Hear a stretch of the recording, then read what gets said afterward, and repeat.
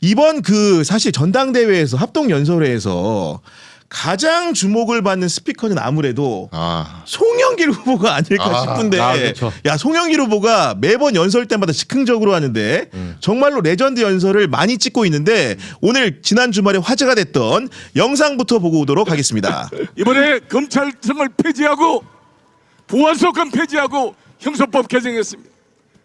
우리 정청래 후보 수고했습니다. 박수 한번 쳐주세요. 수고했어요. 이제 다 했습니다. 나 나올 일이 없다니까 연임할 필요가 없다고. 다 알아서 한다니까 우리가 이제 필요 없어요.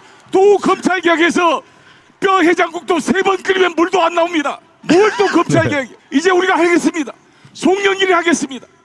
지금 필요한 것은 조희대 대법원장의 탄핵이 아니겠습니까? 그동안 뭐 했어?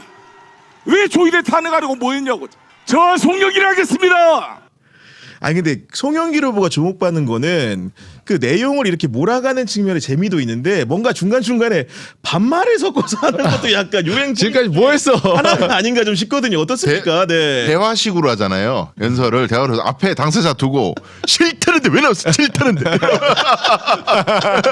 계속 그 앞에 있는데 그러니까 사람들에게 카타르시스 주는 것 같고 그게 이제 그거 같아. 어쨌든 청중 연설이라는 게 감정을 이끌어내야 되잖아요. 그러니까 그런데 이게 또 정천회 후보한테 좀 죄송한 말씀이지만 정천회 후보는 연설 톤이 너무 올드해요. 아 옛날에 운동권 어조 약간 꽃이 지고 나서야 봄인 줄 알았습니다. 이런 느낌이. 이거 완전 옛날 그 톤이잖아. 아무런 감정에 그러다 노래하시고. 하여튼 이게 연설도 차이가 있구나. 그런 느낌 주신 건데 네. 이정주 기자는 나름 송영길 후보랑 굉장히 가까운 관계인 걸로 알고 있는데 가깝죠. 원래 이런 식의 연설을 잘 소화하는 사람이 원래 그렇습니까?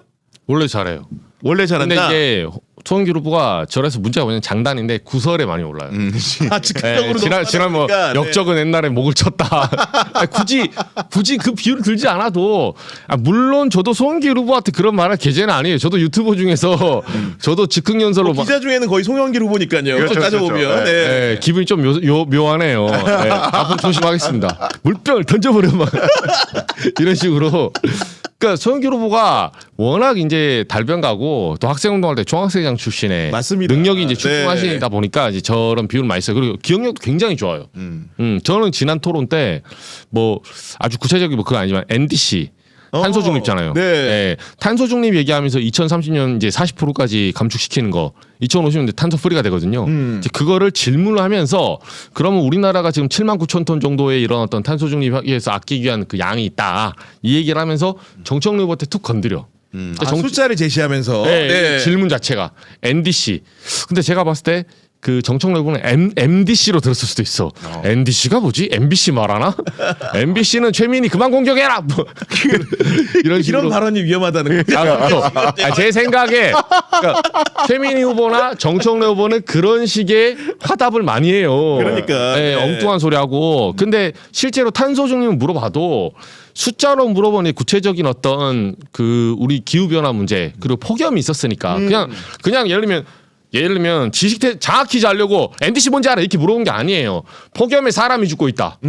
기후변화는 더 이상 우리나라의 국가 정책적 의제지 한 어떤 환경부의 어떤 문제가 아니다. 하면서 이제 당대표로서 의제를 던진 거예요. 그렇지. 근데 이제 정청래 후보는 대답이 우리 문재인 정부에서도 잘했고 정권이 바뀐 다음에 아시는 거죠 하면서 약간 인상 비평으로 넘어가거든. 그러니까 제가 솔직히 말해서 들으면서 제가 그 타자 치고 듣고 있었거든요.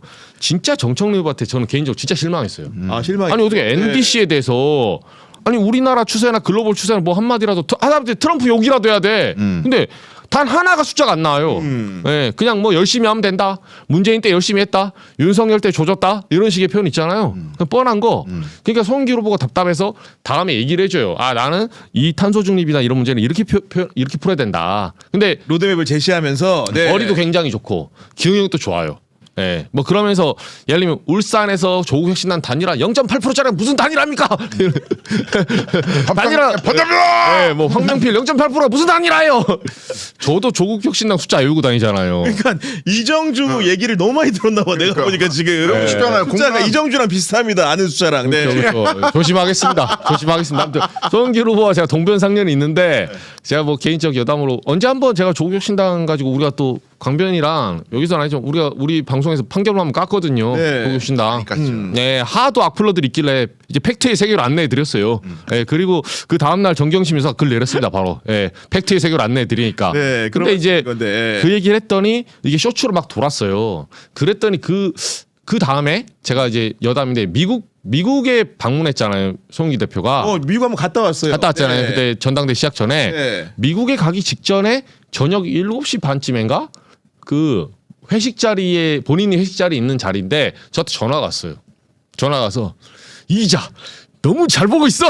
그래서 네, 약간 조국 혁신 당하면서 약간 비슷하다 이거. 네, 저한테 말씀을 해주더라고. 네. 근데 저는 그때 몰랐죠. 이거는 칭찬이 아니라 조심해야 되구나 내가 지금. 보고 있다는 경고. 네. 송영길 후보가 워낙 브라이트하시고 숫자를 외우면서 상대를 잘 쪼아요. 아니 그러니까. 실제로 송영길 후보가 대구 경북 합동 연설회 중에서 네. 조국혁신당의 합당에 대해서 공개적으로 반대 입장을 표명하면서 네. 대신 교섭단체 요건을 완화해서 결석으로. 진보적 영역에서 조국혁신당이 제대로 한번 시험을 받아볼 수 있게 해야 된다 이런 안을 내놨는데 네. 이게 이정주 생각하고 거의 비슷하거든요. 보면은. 네. 저희는 진짜 소통한 적이 한 번도 없어요. 저는 송영길 후보는 그런 얘기 하지 않아요. 근데 진짜 우연히 치면 저도 그래 보거든요. 우리가 조국혁신당 뭐 핍박하고 없어져라 이걸 말하는 게 아니라 진보의 영역에서 왼쪽 날개로서 역할이 있지 않습니까? 호남에서 매기 역할을 한다며요. 그래, 지위를 부여하겠다 대신. 네, 네. 공대 선거구제 한다며요. 차별금지법 입법 한다며요. 토지공개는 한다며요. 그러나 민주당은 못하지만 우리가 자기들이 해야 될 정당 민주주의 가치가 있다며요. 네. 조국 대표가 작년에 10월 13일 나와서 조선일보 인터뷰하면서 한 말입니다. 제가 한 말이 아니라. 그래서 영세상인 너무 함부로 짓밟지 마라. 스타트업 유니언 기업 누르려고 하지 마라. 민주당에 경고했어요. 우리는 독자의 길을 가겠다고. 그렇게 해주자고요. 네, 열석으로 낮춰서 그렇게 해줬으면 좋겠어요. 근데 이게 참 다르게 생각해 보면은 교섭단체 열석이 지금 조국혁신당 이대로 총선 치르면은 독자적으로 할 수 있는 의석수가 아니잖아요, 솔직히. 지난번처럼 지민비조 이게 되는 게 아니고. 그러니까 뭐 비례대표 득표 자체가 네. 그때 총선 때와 그때랑 분위기가 이번에 새로 완전히 치를 다르죠. 총선은 다를 수 있다 분위기가. 완전히 다르죠. 조국이라는 정치인에 대한 비호감도가 굉장히 높아졌고 그때에 비하면 그때는 동정표가 많았죠. 그렇죠. 근데 사면 받고 뭐 합당 논의 때부터 해서 지금까지 이어져 오는 쭉 이제 이재명 대통령 국정에 방해가 됐지 도움이 되지 않았다 이것 때문에 아마 쉽지 않은 길일 텐데 조국혁신당의 합당에 대해서 저 같은 경우에도 이제 반대하는 사람들 입장에서는 속이 시원한 이제 이야기인 거고. 송영길 후보 연설이. 예, 네. 근데 이제 더 나아가서는 사실 저기에서만 그치면 안 되고, 그럼 이제 원래 조국혁신당 합당에 반대하는 이유는 뭐 조국이 싫어요 이거보다 청년들이 떠나가게 만드니까. 그 얘기도 송영길 후보가 주장을 그렇죠. 하고 있죠. 각종 2030. 영역에서. 네. 그래서 이제 2030을 민주당이 어떻게 속으로 이렇게 땡길 거냐. 더 나아가서 저는 이제 10대 얘기를 아무도 안 해서 좀 걱정되는데 10대는 더 심각해가지고. 안 그래도 뭐 주말에 어디 다녀와 보니까 10대 네. 굉장히 극우화된 분들을 많이 봤다고 하는데. 예, 네. 그 이야기는 이제 충청도는 어디 기울어져 있지 않은 진영이 네. 없잖아요. 이제 스윙보터 지역인데도 불구하고 그 지방선거 때 6.3 지방선거 때 아침에 오전에 오세훈 후보가 이제 정원호 후보를 역전을 해가지고 7시 조금 넘었을 때 막 역전했잖아요. 그러니까 이튿날 투표 결과가 그러니까. 네, 네. 그리고 8시 좀 넘어가지고 이제 유력 나오고 이때 그 어떤 충남의 큰 도시 어떤 고등학교에서 아침에 네. 고등학교 애들이 월드컵 때 골 넣은 것처럼 만세 부르고 난리가 났다는 거예요. 야, 진짜요? 오세훈이 역전했다고. 음. 그 정도로 민주당을 싫어합니다. 지금 10대들이. 그러니까 이거에 대해서 지금 민주당의 주류 정치인들의 자녀 세대보다 더 어린 친구들이란 말이에요. 고등학생들은. 자녀 세대들도 좀 별로 안 좋아하는데 20초만. 근데 10대들은 더 심하다. 근데 그걸 가지고 접근하는 방법 민주당의 기성 정치인들은 자식들이 뭐 몰라서 그래. 쟤들 역사를 몰라가지고 그러니까 무시하고 시간이 지나면 알 것처럼. 네, 그럼 네. 국민의힘이 뭐 얼마나 깨끗한 줄 아냐. 뭐 국민의힘 더 나빠요. 뭐 이런 접근. 그게 한계라는 거죠. 맞습니다. 그대로 네. 지금 10년 넘게 그 마인드로 이제 10대 20대를 접근하니까 성적표가 이렇게 됐다. 그럼 이거에 대해서 뭐 솔직히 뭐 송영길 후보께서도 이제 정확하게 진단을 하셨는데 대안이 뭐가 있는지는 아직 좀 지켜봐야 될 문제 같다. 지켜봐야 정청래 후보는 아예 된다. 대안이 없고요. 이 문제에 대해서는. 그런 네. 내용한 말씀해 주신 거고 네. 우리 그 시청자 아이디 천하태평님이 이정주 기자님 시작됐네요라고 말씀하셨는데 뭐가 시작됐는지는 제가 구체적으로 말씀은 안 드리겠습니다. 그리고 우리 방송 애청자이신 포켓몬 마스터님이 구 기자님 울세라 하고 나오셨다는 소문 듣고 일하다 말고 헐레벌떡 달려왔습니다. 슈퍼챗 보내주셔서 너무나 감사드린데 야 이렇게 뉴스가 전파가 빠릅니다. 제가 지금 울세라 하지도 않은 울세라를 가지고 우리 시청자분이 의심을 하셨는데 이게 퍼져가지고 일하던 분도 벌떡 이렇게 우리 방송을 그렇죠. 보고로 오게 만드는 효과가 있는데. 아 근데 네. 국장님 울세라 했다 안 했다 말씀을 안 하시네요. 안 했어요. 안 했어요. 안 했어요? 네, 안 했습니다. 돈 없어요. 네. 네. 진짜 그 저지를 걸 수 있죠. 한 번도 안 했다. 아니, 저지를 걸고 안 했다. 네. 이정주가 좀 있으면 걸어야 될 일이 있거든요. 차차 말씀드리겠다는 이야기 드리면서 네. 다음 화제로 넘어가 보면 우리 김민석 후보 같은 경우에는 오늘 굉장히 의미심장한 발언을 했는데 내년 재보선 치른 뒤에 당대표 재신임을 묻겠다고 말했습니다. 그 얘기는 어떤 것이냐. 만약에 서울시장 선거에서 국민의힘을 상대로 진다면 당대표 거취를 고민하고 결정하겠다. 이런 식의 말로 들리거든요. 이정주 기자. 아 오후에 이제 이 내용이 나온 거 저도 봤어요. 네. 야 근데 이거 진짜 저도 이제 경향TV 오면서 봤는데 이거 김민석 후보다운 좋은 배팅 같아요. 김민석 후보다운 좋은 배팅이다. 네. 네. 왜냐하면 이번 이제 당대표 선거를 치르면서 모든 캠프가 고민인 게 뭐냐면 실제로 물어보면 그런 대답을 해요. 이번에 돼도 만약에 내년에 지금 오세훈이 대법에서 날아가게 되면 명태균 사건으로 네. 그러면 4월 내지는 10월에 선거가 열리잖아요. 그랬을 때 당대표들이 서울시장 정도의 정말 큰 이런 규모가 있는 이 선거에서 민주당이 진다. 그러면 당대표가 책임을 안 질 수 있을까? 라는 물음표가 있는 거예요. 당연히 져야 되는 거예요. 그리고 내려와서 재신임을 받고 올라가든 아니면 그 자리에서 재신을 받고 그냥 진짜 날아가든 내년에 뭐가 됐든 간에 이 정도 큰 규모의 자치단체장, 광역단체장 선거라면 직을 걸어야 됩니다. 그리고 직을 안 걸 수가 없어요. 아니, 강릉이야 솔직히 뭐 건성동원 날아간 거 뭐 먹을 수도 있고 안 먹을 수도 있죠. 강릉 재보선은 그럴 수 있지만 그렇죠. 국회의원 한석이니까. 네. 예. 물론 거기에 또 조국혁신당이 갈지 모르겠어요. 예. 그러면 놔둡시다. 강릉에서 잘할 수 있도록. 예. 놔두면 돼요. 근데 거기야말로 국힘 제로 아닐까요? 예. 조국 대표님 혹시 몸 풀고 계신가? 예.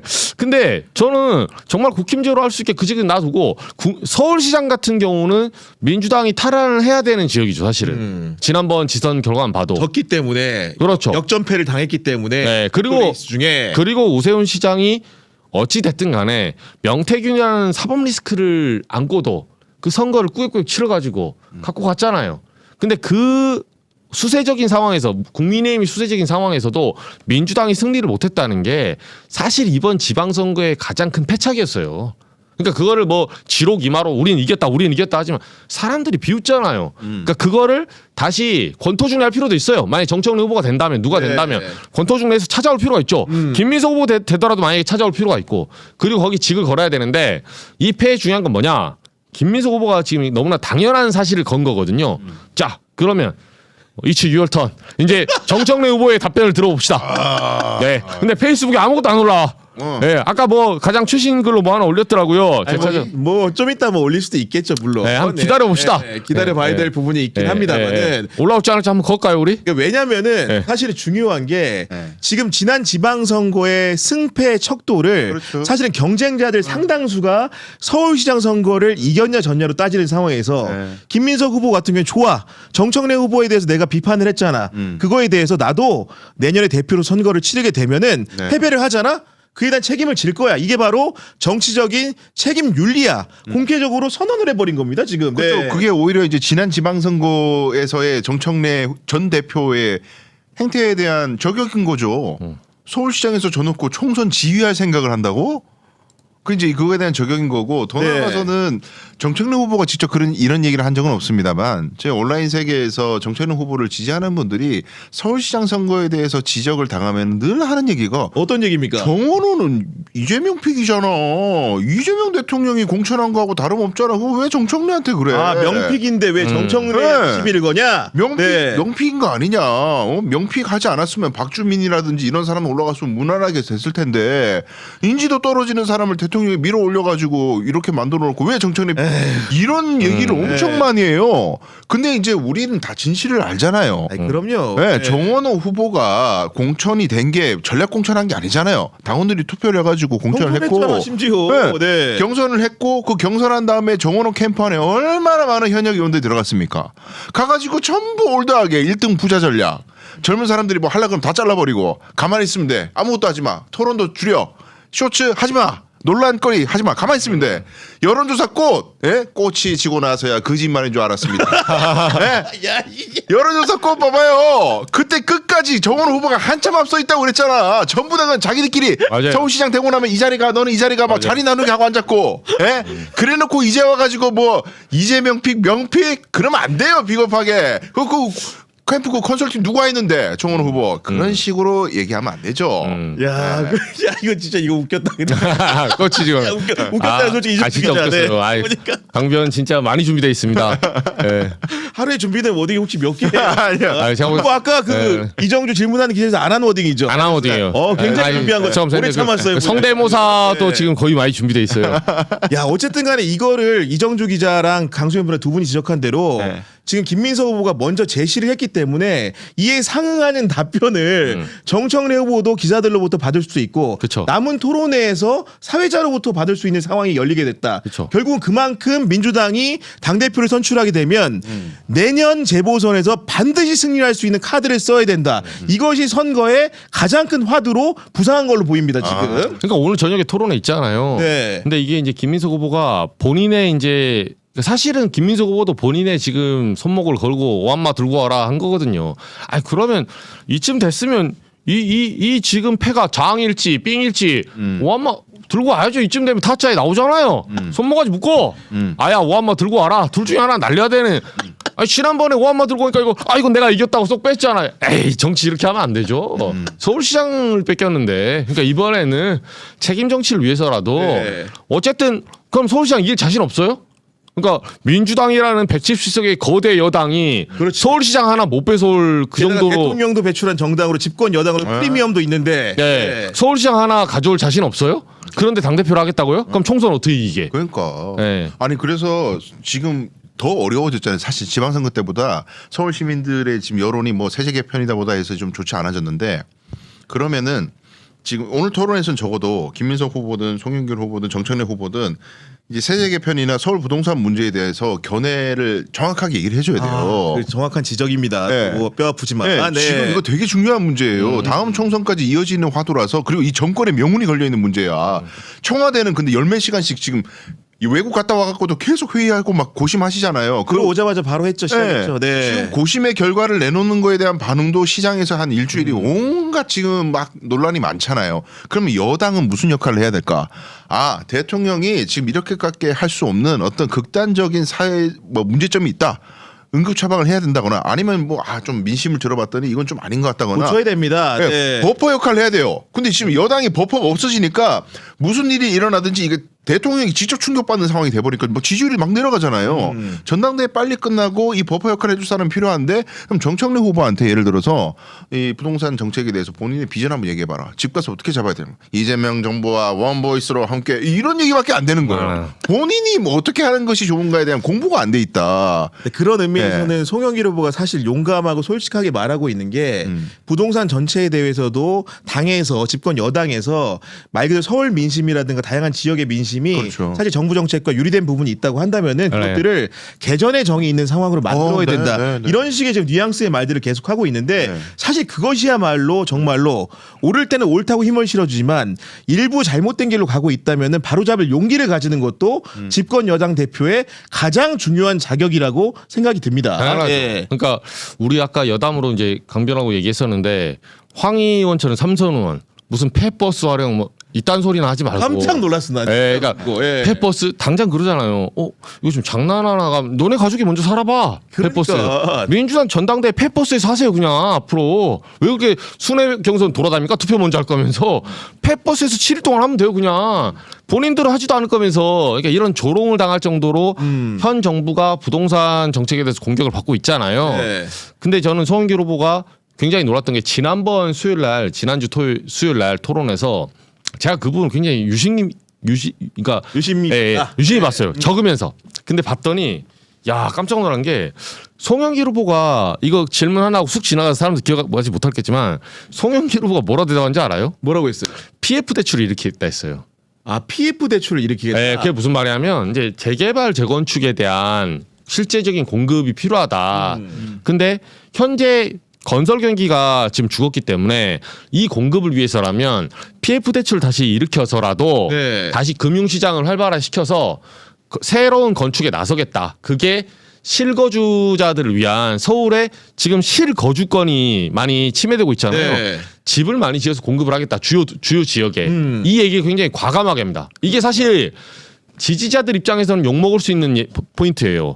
그러나 당대표 후보가 때로는 이재명 대통령 여기에 대해서 어떤 언급을 하지 않았지만 본인의 청사진을 내고 당청 간에 조율하는 것도 당대표의 역할입니다. 그렇죠. 저는 누군가는 굉장히- 불편하더라도. 네, 저는 그래서 굉장히 용기 있는 그 발언으로 봤어요. 네. 근데 송영길 후보는 이게 되든 안 되든 간에 그러니까요. 어쨌든 본인이 네. 갖고 있는 청사진이 있다는 거. 근데 거기서 정청래 후보는 뭘 말했냐면 LH 지금 LH 공사가 랜드 앤 하우징이잖아요. 그러니까 하나는 이제 토지를 하고, 토지 개발하는 곳이고 수용하고, 예. 예, 수용하고 이제 그 보상해주고 이런 곳이고 토지 이제 닦는 하나는 하우징 이제 건물을 짓는 거죠. 이게 이제 LH가 원래 예전에는 분리돼 있었어요. 근데 이게 이제 합쳐진 다음에 LH 내부에 작년에 업무 보고하면서 대통령이 지적을 하거든요. 하우징 영역과 랜딩 영역이 서로 겹치면서 이쪽은 소위 말해서 이제 임대주택 짓다 보면 적자만 나요. 적자만. 그래서 개발하는 곳을 하나 뛸 필요가 있지 않을까? 라고 물어보니까 지금 내부에 그 조직개혁 기구가 있거든요. 네. 그게 지금 홀딩돼서 시간이 좀 걸려요. 그래서 그 부분에 대해서 L과 H를 어떻게 해결할 것인지를 먼저 선행으로 하고 나서 자기는 그 공급 정책을 내겠다. 물론 일견 맞아요. 근데 이거는 조직 개편에 대한 얘기지. 냉정히 말해서 서울의 공급은 해법은 아니라는 거지. 예, 지대 예. 땅이 없어서 안 되는 거야. 그렇죠. LH가 있든 없든 그건 본질은 아니에요. 물론 그 문제가 있지. 그렇지. 근데 네. 근본적으로는 공급 못하게 서울에 땅이 없어요. 땅이. 그 땅을 어떻게 그린벨트를 풀 것인가. 뭐 예를 들면 업무직을 어떻게 풀 것인가. 요 문제. 지난번에 김용범 실장하고 오세훈 시장이 만났을 때 나왔던 4가지 안 있잖아요. 그게 옳든 그르든 거기서 접점이 잡히는 거지. 정청래 후보가 말하는 거는 사실 답변을 회피한 거거든. L과 H 알겠다니까요. 근데 그게 본질이야. 그럼 LH 해결되면 땅 나옵니까? 네. 그렇지도 않아요. 그래서 그런 면에서 정청래 후보가 욕을 안 먹으려고 그런지 몰라도 뭐 PF 대출 욕 먹을 수 있는 아니지만 진보 진영에서는 송영길 후보처럼 명확한 좀 지금 공급할 수 있는 현안을 좀 내놔야 돼요. 그러니까 소신 있는 의견이나 정책을 내놔야 된다. 이정주 기자의 말씀이신데 네. 여러분들은 보험을 어떻게 가입하셨나요? 많은 분들이 전문설계사가 아닌 가족이나 지인 등을 통해 묻지마식으로 가입하셨을 텐데요. 그렇다 보니까 꼭 필요한 보장들이 포함됐는지 지금 내가 보험료를 얼마나 내고 있는지 적정한 수준인지 모르는 경우가 태반이라고 합니다. 오늘 이런 분들을 위해 전문 보험 점검업체 더 착한 보험을 여러분께 소개해드립니다. 요즘 경기가 안 좋아 보험료 나가는 것도 부담스러운 분들 참 많으시죠? 이럴 때 보험료는 줄이고 보장은 유지하는 방법도 있다고 하니까요. 여러분 상담 한번 받아보시면 좋을 것 같습니다.